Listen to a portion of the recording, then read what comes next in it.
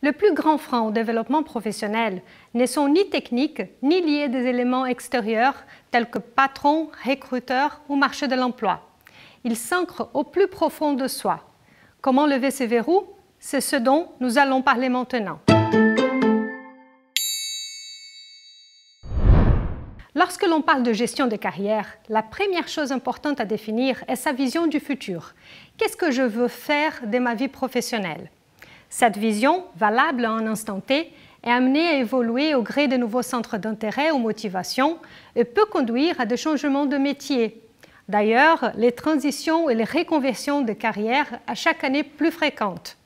Dans tout cas, fixer un cap à sa vie professionnelle est fondamental pour la faire avancer. Mais impulser une direction ne suffit pas pour évoluer dans sa carrière et la vivre pleinement.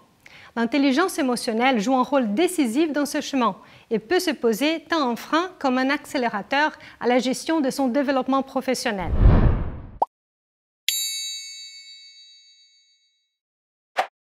Dans une entreprise, il est impossible de bien gérer un projet sans le connaître en détail, n'est-ce pas? Eh bien, il en va de même pour soi. Moins j'ai conscience de mes compétences, de mes besoins et de mes limites, moins je suis capable d'identifier mes ressentis par rapport à mon travail et plus je risque d'avoir des ambitions de carrière irréalistes.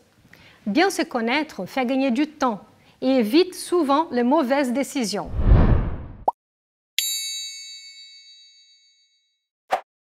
Épictète, un philosophe stoïcien, disait « Ce qui dérange l'être humain, ce ne sont pas les faits, mais son interprétation des faits. » Un schéma cognitif est la façon dont j'explique une situation à moi-même. Pour découvrir ce schéma cognitif, il faut identifier ses voix intérieures, le dialogue intérieur que l'on opère au quotidien. Les pensées les plus récurrentes sont celles qui façonnent notre vision du monde.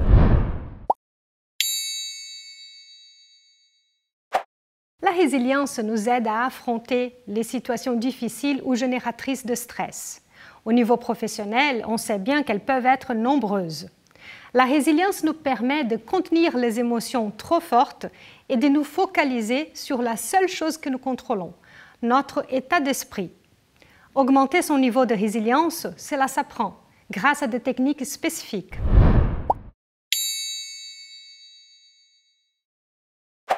Éviter le changement fait partie de la nature humaine. Parce qu'ils peuvent déstabiliser, on tend à leur résister. Pour autant, lorsqu'une entreprise en changement, en contradiction avec nos intérêts intervient, se plaindre est inutile. Mieux vaut se focaliser sur les opportunités ainsi ouvertes et devenir acteur de son changement. Cela aide à baisser le niveau d'inquiétude.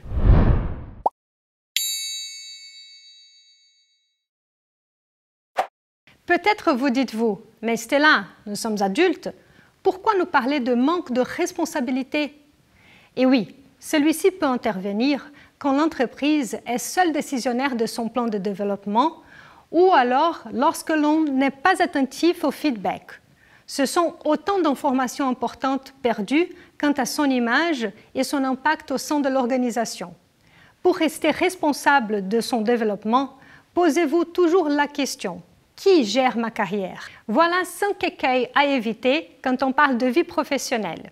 On développe son intelligence émotionnelle en veillant sur soi-même et en se posant les bonnes questions.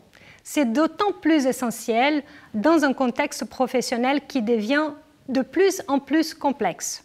Vous souhaitez discuter plus en détail chacun de ces aspects?